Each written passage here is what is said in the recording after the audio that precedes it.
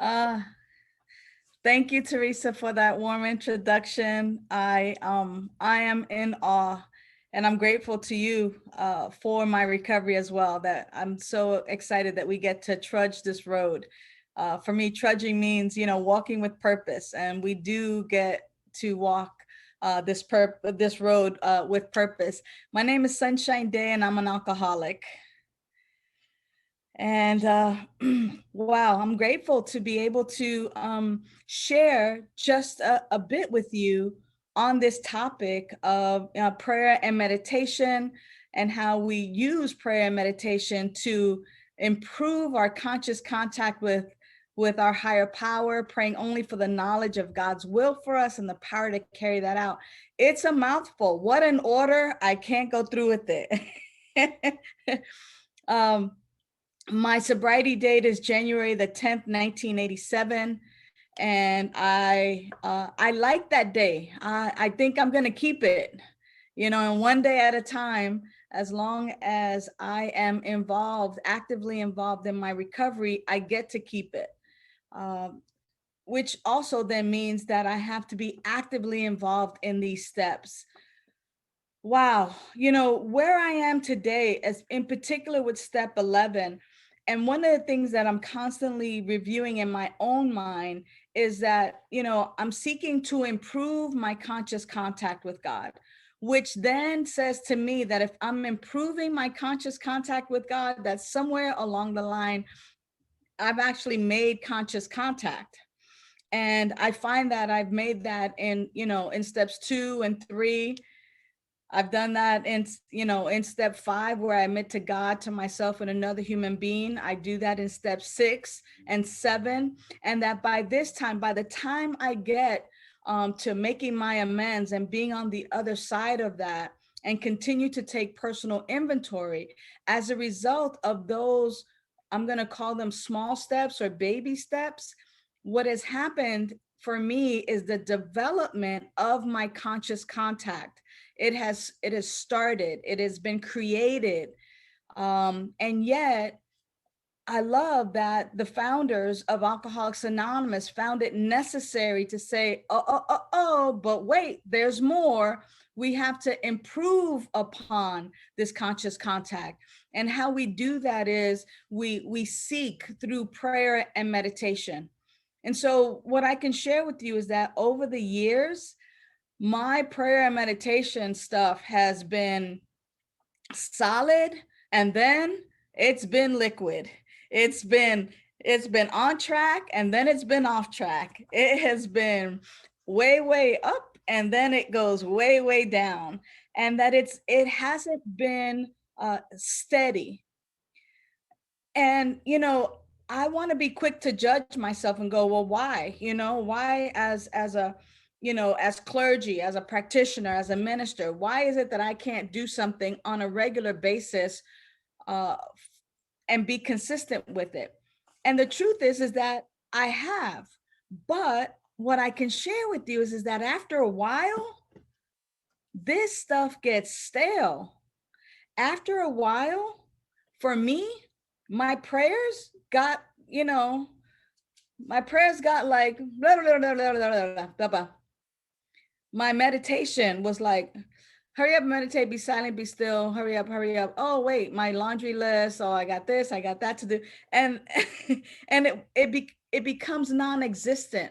Like, there comes a time, at least for me in my own recovery, where I would get in a groove and it would plateau, kind of almost like our alcoholism in a sense, right? Like, we might have started off maybe drinking some beer, and then after a while, the beer didn't do it anymore. And we plateaued to hard liquor and, et cetera, et cetera.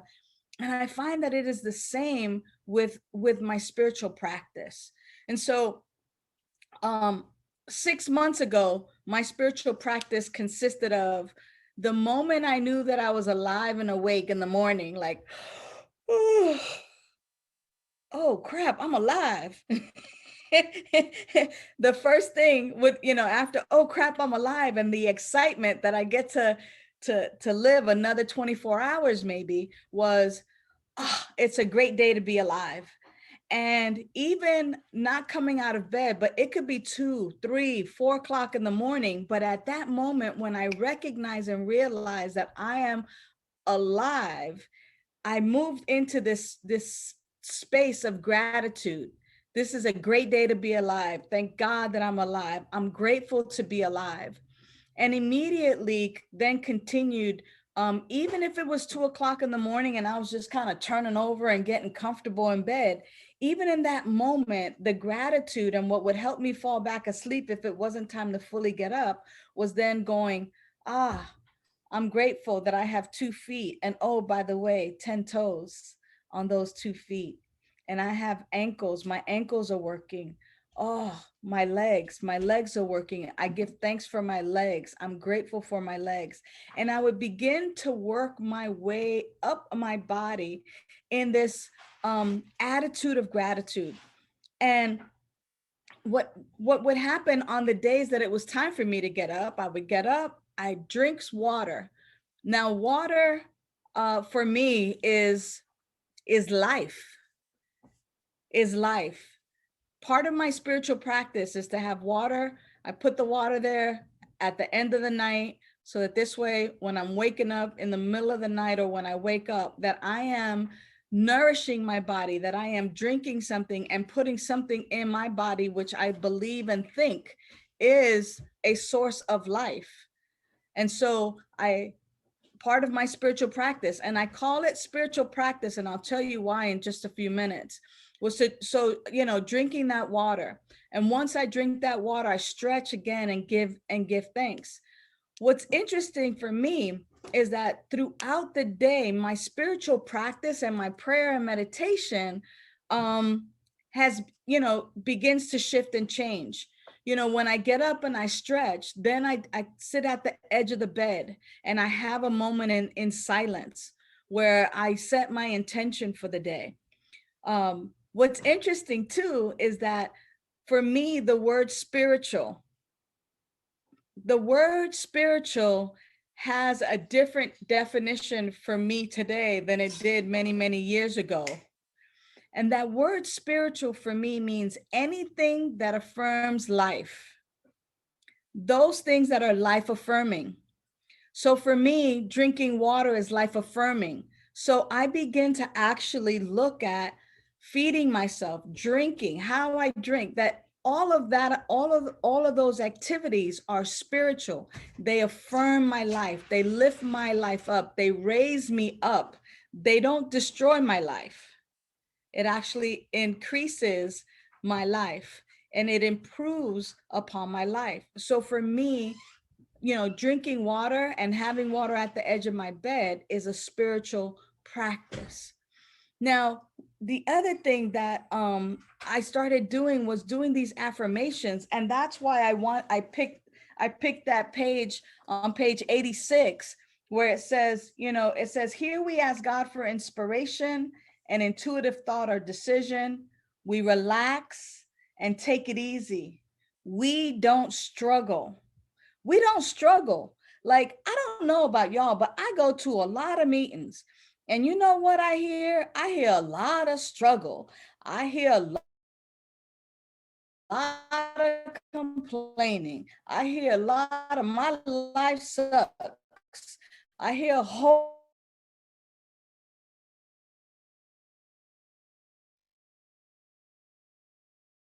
to make a decision.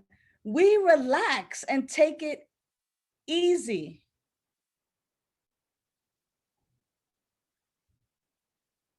We relax and we take it easy. Am I back now? Am I back? Yes? Okay, good. I saw my internet got unstable for a minute. But this is what happens, right? Like, internet trouble, all kinds of trouble. I relax. I take it easy. I trust that God is in charge. I trust that there's an infinite power and presence that's in charge. And sometimes I forget that. And then I'm all in my struggle. I'm all in the strife. I'm all in my head. I don't relax and take it easy. I'm trying to control and manipulate things. Where here in step 11, through my conscious contact with my higher power, what I do is I go, okay, uh, unstable internet.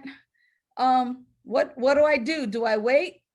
And I'm given to wait. I just wait, and then I'm given, am I back yet? And then y'all give me the high sign, I'm back. So it's those kinds of things. It's like I could, in the past, I could be like, let me try to move my computer. Let me try to get to the spot, to the Wi-Fi, whatever. And now it really is about I relax and take it easy. And that in itself, beloveds, is spiritual practice for me. It's like, okay, what do I do right now? Okay, what do I do right now? Give me that thought, give me that intuition, give me that hunch. And what I find is, just like the book says, that when I do that, that occasional hunch is actually just a working part of my brain. So I said 6 months ago, and I started describing some of the things that I did, and some of the things that I would do too were affirmations. And so I would be brushing my teeth and saying affirmations. I'm sober, I'm beautiful, I'm great, I make great decisions, God is with me, never against me. And I would just affirm these things in my life. Part of my spiritual practice, it's part of my prayer, it's part of my meditation. And throughout, what has happened for me is that my idea of a higher power has changed.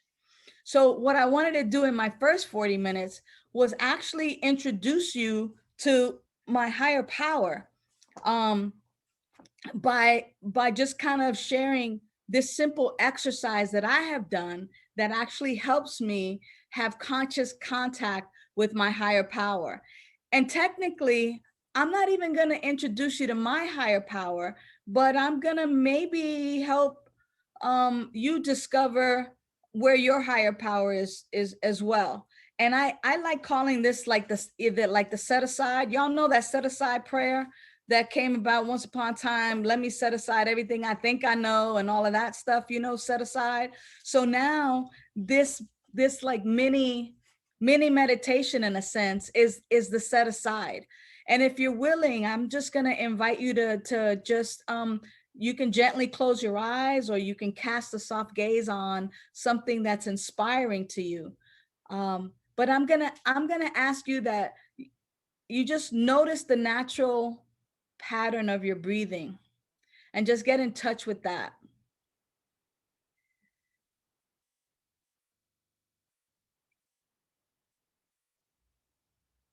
Like that breath is higher power, right? But it's actually there's more.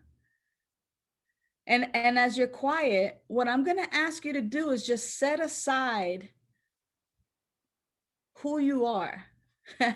I know that might be hard, but set aside who you think you are. Set aside your name. Set aside where you were born. Just put that like right outside of you, and it's going to be there when we're done. If we set that aside, there's still there's still a lot left. Kind of like if we're emptying out a room or a house of its furniture, right? We're putting it just outside. So when we take our name and we put it outside, and our race, our religion, it'll be there, don't worry. We just want to get empty. We just want to set everything outside. As a matter of fact, also, if you can, see yourself setting aside for a moment. You're not disregarding it. Mind you, all of this, you're not disregarding. We're just setting it aside temporarily. Set aside your sobriety date. It's right outside of you. Don't worry. It's not going anywhere. Set outside thoughts. That one might be a little challenging. And set outside national status. Set aside your sexual orientation, your gender. And while you're at it, go ahead and empty out of your room, empty out, set that aside.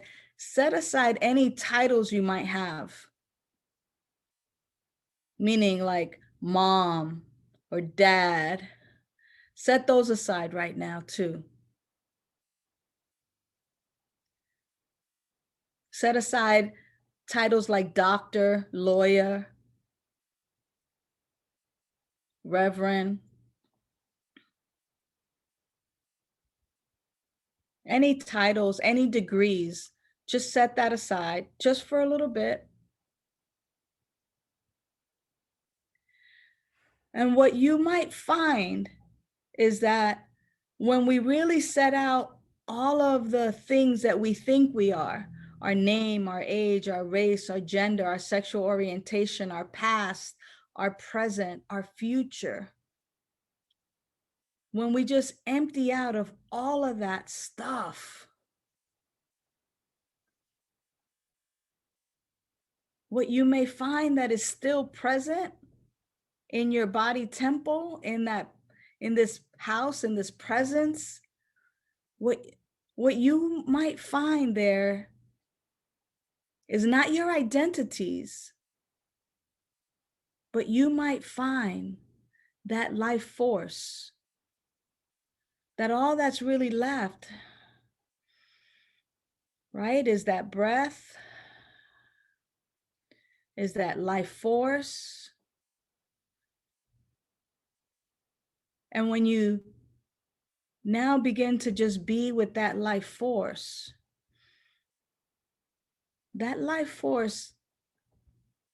is eternal. It doesn't have an age. That indwelling life force that you might be sensing right now or feeling or experiencing, it doesn't belong to a religion. That life force that is left once you clear away all your identities and all of who you think you are and all of who you've been told that you are, that life force that's there is neither male nor female. It's eternal. It doesn't belong to a religion or a national status.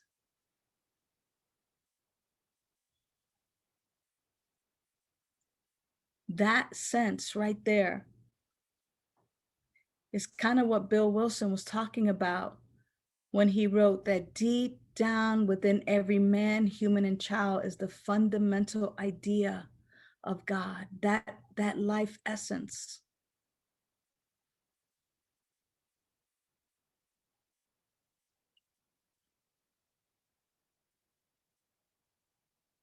And it can be named whatever you want to name it.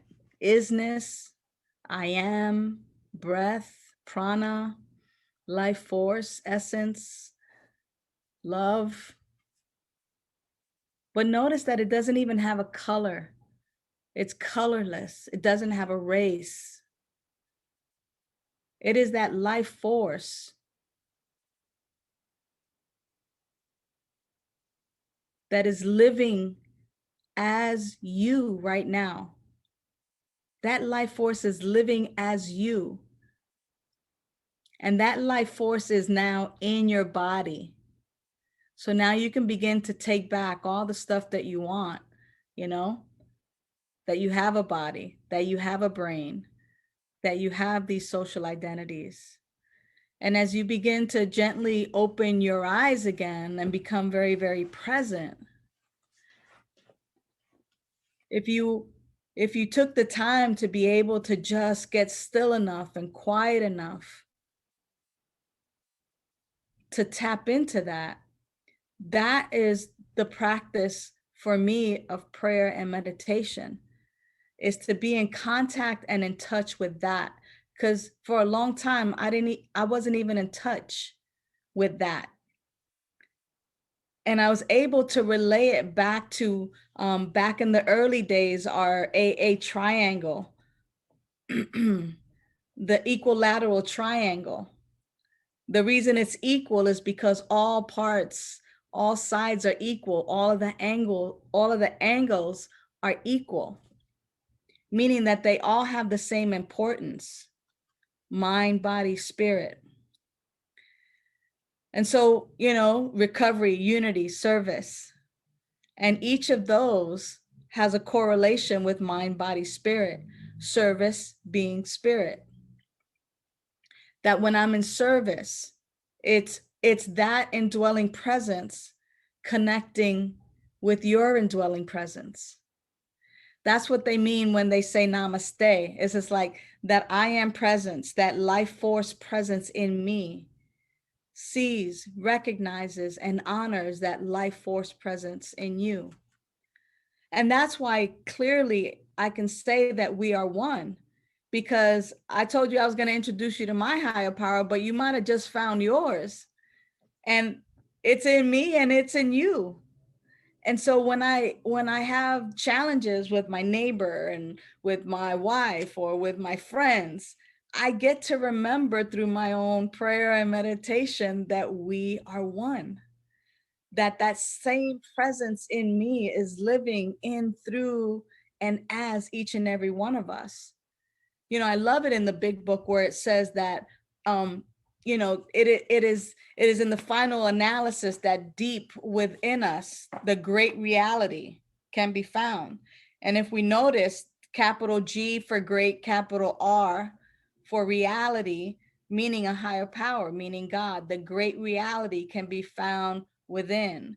And over again, we're told by great avatars and even our own founders of Alcoholics Anonymous that we don't have to go to a mountaintop to find spirit, to find God, to find that higher power.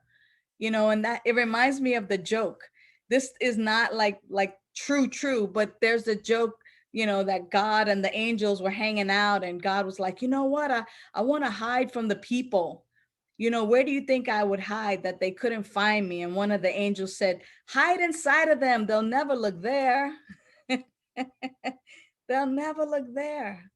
You know, and so many times I've been told that I'm no good, that I'm not enough, when in fact those are, again, if I just set those things aside and I look right where I am and I connect with that life force, wait a minute, boom, that's when I'm on the best team possible and I'm connecting, and so I'm higher powered. So I was mentioning that just recently um I changed up a lot of my prayer and meditation stuff because it got stale. It got stale kind of waking up, oh, it's a great day to be alive, and oh, da da da da da, and you know, and doing my gratitude. It kind of got like, you know, eh, 1, 2, 3, 4, 5, 6, 7, 8, 9, 10. Like it no longer had the meaning that it had before. And if that's something that I find for me, then I have to switch things up. I gotta shift gears. I gotta do something different. And so for about 4 or 5 days, I stopped all my prayer and meditation. Um, and I just, you know, said, okay, something's got to give. Please, sweet indwelling presence, reveal to me what it is that I'm to know right now about my prayer and meditation. And then I just stopped doing my prayer and meditation for a few days. And what emerged was now a practice that's super simple for me. And that is that when I do awaken and when I recognize that I'm awake, I still have this gratitude, but it's a sense of appreciation. So it's not like, I don't know, for me, the word gratitude and appreciation have a different feeling tone. So gratitude is like, oh, like I'm grateful for what I have, you know, like, or something that I've been given. It kind of gives me that feeling of something in the past. But appreciation is like, oh, right now, like it's at hand, it's in my hands, and wow, I honor it, I appreciate it, I care for it. So I move into appreciation. But then the question that I simply ask is, what is to be known right now? And then I shut up. I shut up. I, you know, in bed while I'm awake and laying there, you know, move into appreciation. And then I say, what is to be known right now? And I just listen. I listen with every pore, with every breath. I listen, not with my external ears, but with my internal ears. I just listen. And sometimes I get a message, and sometimes the messages just simply be like no peace. That's why that phrase, we relax and take it easy. Because see, when I begin to trust and really, really turn my will and my life over to the care of God as I understand God, not as I misunderstand God, but as I understand God. And as I engage in my spiritual practice on a regular basis, and then I go, what's to be known? Because whatever it is that sweet spirit, this indwelling presence has for me to know, it gets revealed. And that's why I could relax and take it easy. Like, that's why sometimes I could just let go. It's kind of like, it's not in my hands. Control is an illusion. And I have been a control freak. I want to micromanage and do certain things. And I'm so grateful for this step and for a higher power in my life where I can ask God for inspiration. What is to be known at this time? What is it that I need to know? I can ask for an intuitive thought or decision. What do I need to know in this moment? And then I can relax and take it easy. I don't have to struggle. And so, for me, the question, my stinking thinking wants to say, hey, is it that easy? Could it ever be that easy? And it's like, that's the promises. That's what living this way of life really means, is that I can relax and take it easy. Why? Because I'm higher powered. Why? Because I have a presence and a power in my life that is a solution to all of my daily living problems. Why? Because on a regular basis, I'm asking, what do I need to know right now? What do I need to say? Who do I need to say it to? I'm constantly using my internal GPS, if you will, for direction, for the hunch, the intuition. And so my daily spiritual practice and meditation, that's the prayer. The prayer is, what is to be known? That's the question. And then the revelation comes. It reveals itself. But in the beginning, I had to practice with my sponsor. It's kind of like, oh, I got this in prayer and meditation. Is it right, or is it my stinking thinking? Because in the beginning, when we're new, our disease, will be the chatterbox. Oh, it needs to be this, it needs to be that. And I run it by my sponsor, and it's like, hold on, wait a minute. But after a while, after this practice and over again, it just becomes a working part of my mind. Um, and, again, some days are better than others. Some days I am on, and some days I am off. And some days I'm somewhere in between. And I relax and take it easy. Why? Because it's progress, not perfection. Why? Because technically speaking, then, this life is the life of God. This life is the life of God. And so if this life that I'm living, that like at my core, after I get rid of all of my identities and whatever's on my ID card, you know, once I really, really continue to just connect and know that that's who I really am, not what's on my ID card, like who I really am is the unique and unrepeatable, magnificent, powerful way that life shows up in human form. So whether it's life, whether it's life force, whether it's God, whether it's higher power, whatever it is that we name that thing that we discovered just a few minutes ago, whatever it is, that's who I am. That's the real me. And to the degree in which I hang out with the real me, I don't have to lie to you, because I'd be lying. I'd be lying if I didn't say I wasn't lying, right? I wouldn't be trying to get over. I wouldn't be trying to hang on to old ideas and old habits. Like if I'm still cool and running the streets, that was my newest discovery. It's just like I'm still running around like I'm cool in the streets and like I got game. Esta vieja, I don't have any game, like I don't have no more game. My game is an AA, I ain't got no more game. Well, I'm over here trying to, to be a fraud, a fake, and a phony and an imposter like I got game. I don't got game no more. I've been sober too long. I done lost that game, that street stuff. But I be trying. I be like, yo, flossing, like, don't make me make a phone call. I'd be like, who am I gonna call? My cousin Teresa, yo, help me, man, because my stinking thing, right? Like, and that's what this step does for me. It helps me to kind of weed out some of that stuff that is just like imposter syndrome, you know. So beloveds, don't be fooled. Don't be fooled to thinking that, and oh by the way, I'm going to dare to say this, but oh by the way, that power, that indwelling power in me, that indwelling power in you is not an alcoholic. It is perfect, whole, and complete. And it wants you to also experience your perfection. And your perfection means not picking up so that you can experience your perfection. So instead of instead of drinking the spirits, right? Let's dwell in the spirit.